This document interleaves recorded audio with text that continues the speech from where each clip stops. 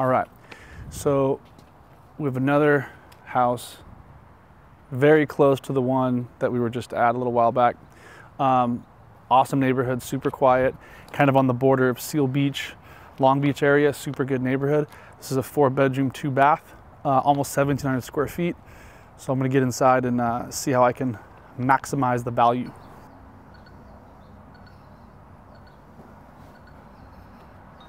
Bling. Voila. These are super old locks.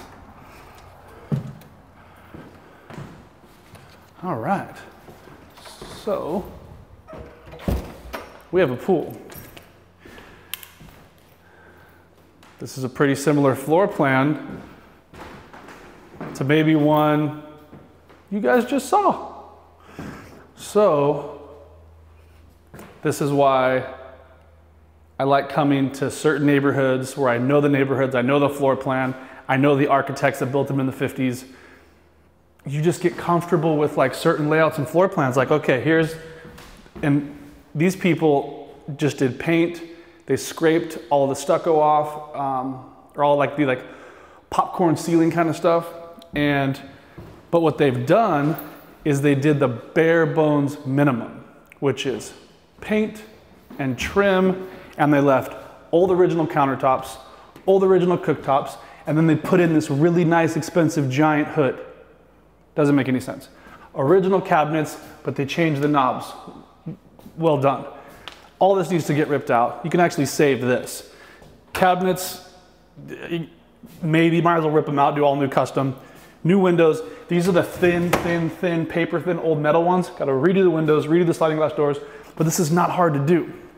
So this again is kind of a wasted space for 2017. Most people don't, this originally had built-in booth seating, little table, 1950s style. Super cool if it's still here, but if it's not, what are you gonna do with this space? So you reconfigure the kitchen. Again, this thing, you know what this is for? Usually firewood. Boom, fireplace. Or they took out the gas line, so you put your firewood in here for your really cool mid-century modern fireplace over here. So it looks like you got a brand new AC unit there.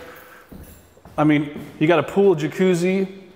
It looks like it's in pretty good shape. So don't have to do that much to the outside.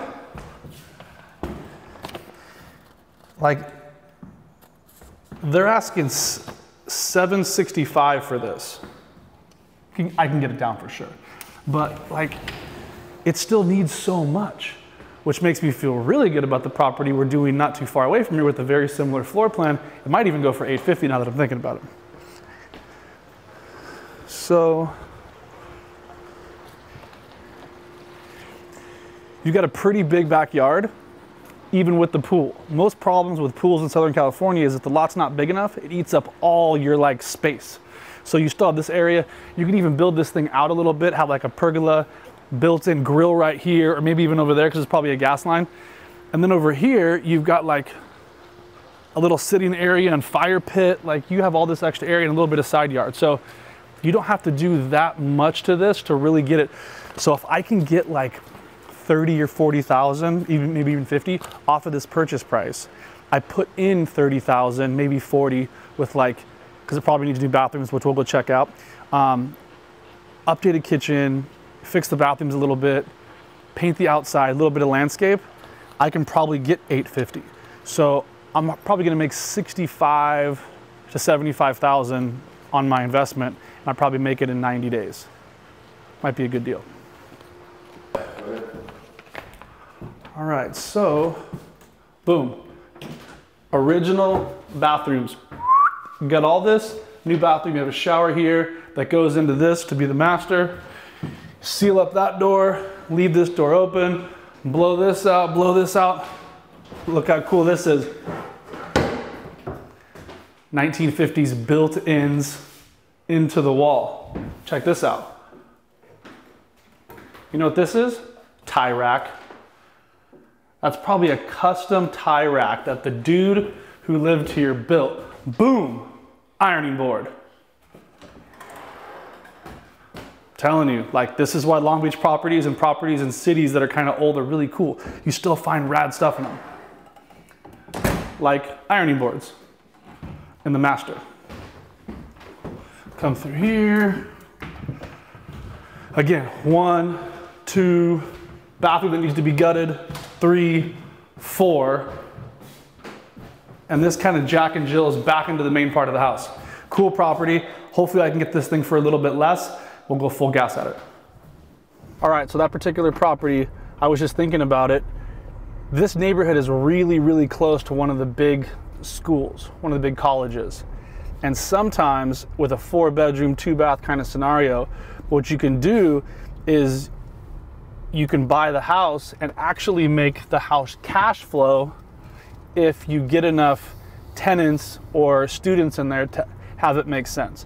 So what a lot of students do is they'll kind of, you know, instead of living in dorms or living whatever, is they'll like rent a house. Maybe, here's a perfect example. Let's say you play for the baseball team and you get 6 of your teammates or even 7 of your teammates to rent out a house. So you have a house with a pool and everybody can, like, you know, stay under one roof, and you get all the like luxuries, all of the amenities of being at home without having all of the dorm stuff. So a lot of student athletes like that, because one, it keeps you kind of out of the riffraff usually, but if you can double up rooms, you can get 700 to 800 a person.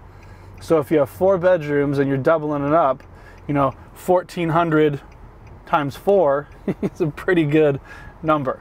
So that property could cash flow almost $2,000 a month if it was done right and it was the right scenario for college students. And one thing about having a college property is, like, you don't have to do a whole lot to it.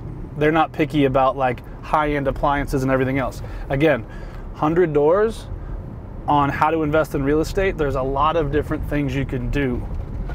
A lot. So find out like what's legal in your city, what you can and can't do as far as renting to students, but they're huge opportunities.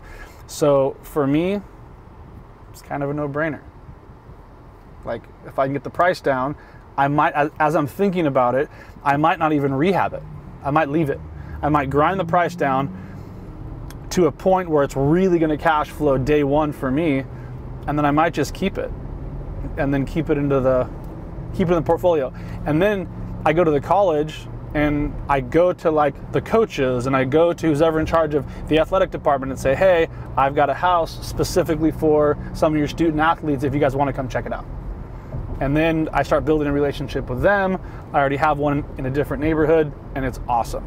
So I kind of just had a good idea as I'm going through my process, which is why I am a savage when it comes to due diligence and getting into the properties to see if they're really going to work.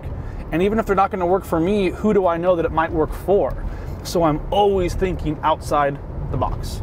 Always, always 24/7. Doesn't matter if I'm buying a house, if I'm buying a building, doesn't matter. Is it for me? Is it for one of my investors, one of my clients, or somebody who I might know in my network that I can help? There are deals I just pass on to people all the time. And I'm like, hey, this isn't a fit for me and my team. This isn't a fit for my family, my portfolio. Is this something you might want? And sometimes I'm just like, here. just to help. It's like real estate karma. So hope you guys are having an amazing day. Hit subscribe if you guys are following this on YouTube right now. Share it with some friends if this content has been helpful. And again, 100 doors, real estate investing made easy.